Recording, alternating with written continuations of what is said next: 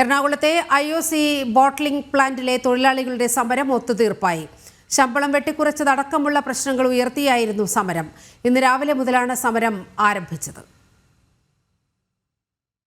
Ernakulam IOC bottling പ്ലാന്റിലെ loading തൊഴിലാളികളും house keeping തൊഴിലാളികളുമാണ് സമരം നടത്തിയത്.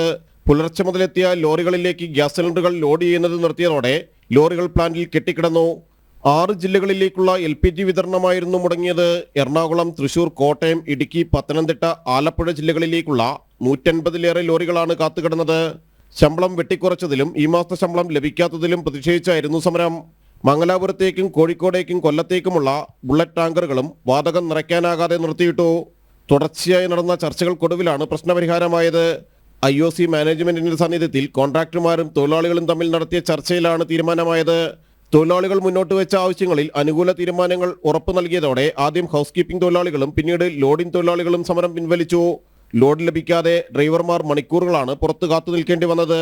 പാചകവാത സിലിണ്ടർ വിതരണം സാധാരണ നിലയിലാകാൻ 1 ദിവസമെടുക്കും. ജനം, കൊച്ചി.